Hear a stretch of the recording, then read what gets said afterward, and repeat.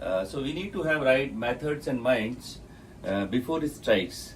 So in this special episode of Brain and Beyond, we welcome you in vibrant medical campus of University of Miami, and we are honored to have here Professor Dileep Yavagal, who is not only a fantastic neurologist and neurointerventionist worldwide. He has launched this mission thrombectomy program, and he has been pioneer in creating a stroke awareness all across the globe.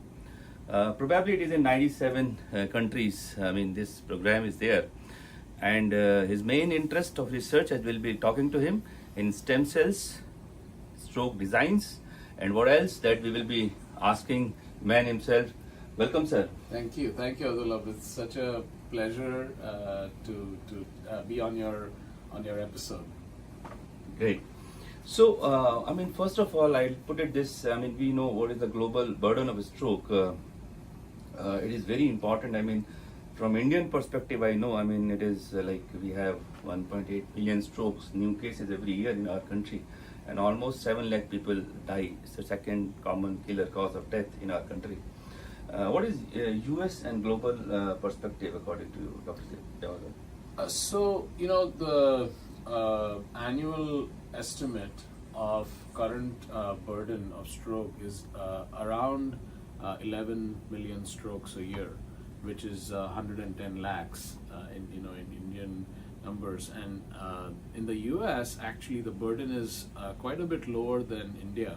It's only about 800,000, so about 8 lakhs. Whereas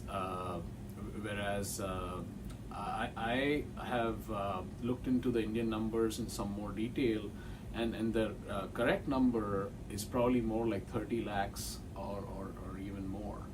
Even though you talked about 18 lakhs, the burden of stroke is unfortunately disproportionately higher in low and middle income countries.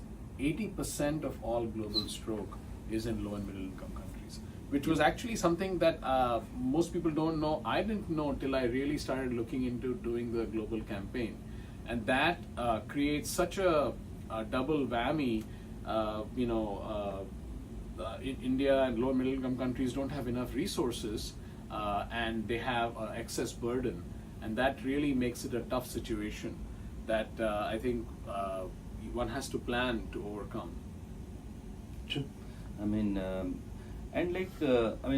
we have witnessed this is one of the major cause of handicap, like in India and worldwide also. How do you perceive the change in stroke treatment paradigm over last decade or so? So, what are the latest advances? I mean, you would narrate, which is facelifted management of stroke worldwide. So as you know very well, the clot-busting medication initially called initially the medication approval was for TPA, and now for TNK. This came to the scene in 1996, so almost 30 years ago. But it was restricted to 3 hours, and so very few stroke patients could get it.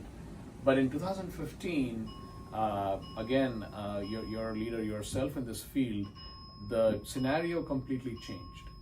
We are able to treat stroke, especially the severe kind of stroke, which is called large vessel occlusion, up to 24 hours with a catheter surgery, where we go from the groin artery under X-ray guidance into the blocked artery in the brain and remove the clot, and that can allow almost 50% of such patients to regain their function and become independent by around 3 months.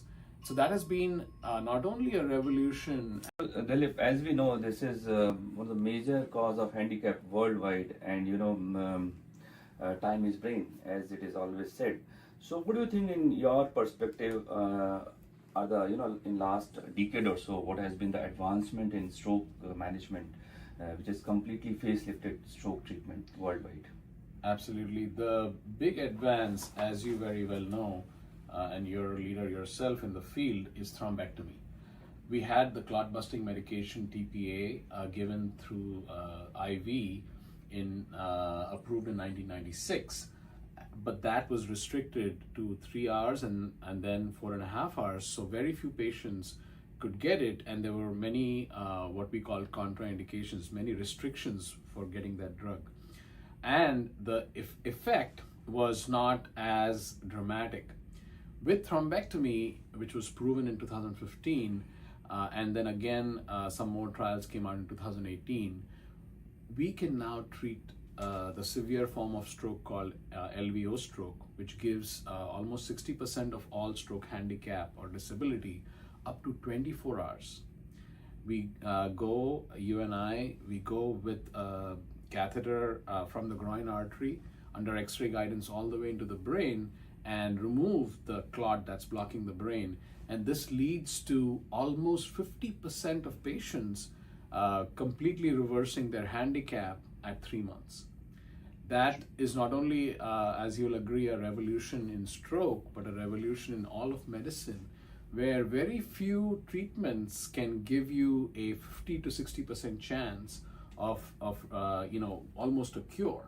And so this has been nothing short of a transformation, and that is the reason we started Mission Thrombectomy, because raising awareness for something that is so drastically advanced can take a long time in medicine, because there is no marketing in medicine.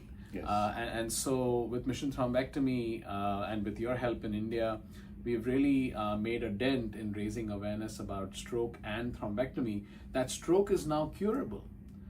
It's not just a death sentence or a handicap sentence, but it can actually be cured if patients call emergency and come to the thrombectomy center, as we call them, in time and get the surgery. Very rightly, you pointed about timely management of stroke. The future belongs, maybe what are your area of research, in stroke medicine? I know you do a lot in this. Yeah, so my major focus in research has been on intra-arterial stem cell therapy for stroke recovery, because the other 50% don't improve. Yes. Even though we re-establish blood flow by removing this clot, the brain dies so fast in these patients because of lack of collaterals that they unfortunately remain disabled. So, it's good to be greedy as a doctor to get more and more benefit for your patients, and we achieve that with research.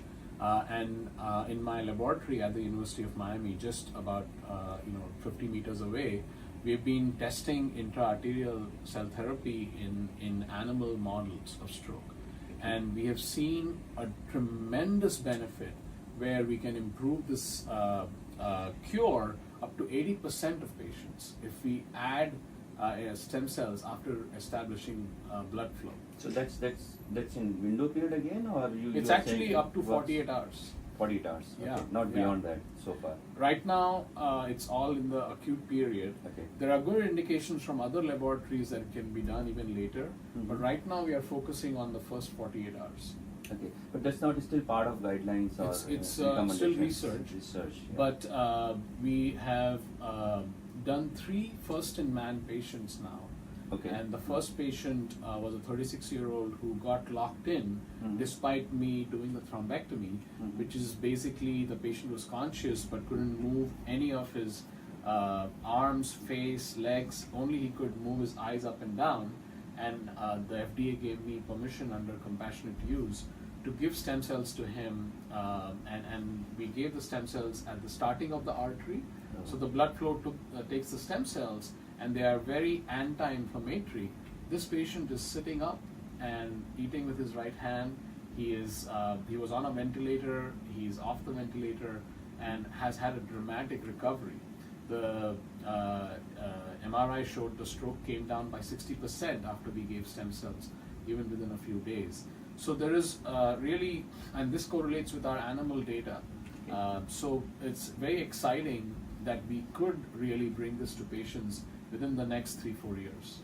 Oh, that's great, because maybe that common sense says that maybe if you do it later on also, maybe in times to come, coupled with very good neuro rehab, because the half of the patient who have some kind of residual deficit, So this would be great future for them. Absolutely. So that's fantastic. I mean, anti-inflammatory, as you were talking in my zone, we started doing. We had couple of things like anti-inflammatory, because I think that's one strong component which is missing from our armamentarium, medical management armamentarium. Yes. So we started using curcumin, and we did a trial on turmeric and curcumin, and we have, initial results. We just published our pilot study to establish for safety of that. Right. So maybe in times to come, that's a very good thing. And secondly, we were working on stroke clock. So something like that, you have like we doing cell-free plasma DNA, which is a real-time, surrogate marker of neuronal insult. So it comes into blood with a very short half-life, 15 minutes, like. So you can measure it and you can actually know the amount of damage your neurons have incurred, and quickly washed off. And it is not only, it will give you, idea about whether titers are rising. It is the idea is to develop into point of care type of testing. So stroke, if your titers are rising, there is still ongoing insult. Right. You can do it on the bedside probably, and that can help you in revising your strategies. So that is what it is. And DNA itself, cell-free plasma DNA, is a pro-inflammatory kind of thing. So that sometimes we have opportunistic infections in almost 30% of stroke patients. So it causes kind of immunosuppression, and so that can get target to treatment also. So now we have commercially DNAs available, so like for cystic fibrosis. So in times to come, that's one thing we were also working upon. Apart from that, I think thrombus metagenomics, you also published a paper on that, I remember. Yes, and I agree with you that there is a lot of exciting research and advances in biomarkers, like you said, and in thrombus composition. That's what we published on. Our publication is more about diagnosing where the stroke came from. But there is so many other avenues. So we also, like in India, we had this publication. We published on thrombus metagenomics. We could identify almost 37 bacteria which were more or less commensal. So how do they produce stroke? What is the pathogenesis? We have tried and put it in our paper. So in our thing, I think this could be potentially a risk factor. So there's a lot of role of probiotics or antibiotics in stroke management in times to come, and we have this as an established thing. So well, I think this informal discussion with you has been very nice, and you have been very kind to elaborate and do things like for the general people also to understand and comprehend. And obviously you are helping already in our system of developing stroke in India. Any take-home message you would like to give to medical fraternity and to people at large? First of all, the privilege and pleasure is mine. Thank you for visiting Miami. Thank you for visiting me at Jakson Memorial. And the message really to the medical fraternity is that we are in this together. Really, we can't achieve these goals to improve stroke treatment in India without the entire medical fraternity, including internal medicine doctors, general medicine doctors, family physicians, nurses, emergency workers, ambulance workers, and of course, policy makers, as we spoke about, coming together, joining hands to make this happen. And to the general public, I think the power is with the public. And it's we criticize drug companies when they go directly to the public with their medications, but there is a small amount of positive approach here, especially when you want to raise awareness, because unless the patients call emergency, the ball doesn't get rolling. So I would say that please spread the message that stroke is recognizable and should be suspected when there is symptoms of BFAST, and it's now curable in more than half of patients, and probably will get even more curable as the research advances come. But right now, available approved treatment can give your loved one a 1 in 2 chance of being completely cured and independent. So call emergency if you suspect stroke symptoms, be fast, and really change the face of stroke in India with your awareness and your quick action. That would be so satisfying to you, me, and I think so beneficial to India. That's so nice because you're talking of this collaboration. I mean, maybe collaboration between universities like Miami University, we are in, like Pacific University I work in, and creating this registry kind of thing and putting it across to policymakers. That probably is one thing which is, I find it, very useful in times to come. And I think thank you very much. It's been pleasure talking to you. And Thank you. hopefully you will be of great help to your Absolutely. motherland in future. I live and breathe India. I will be there anytime, every time. Thank you very much.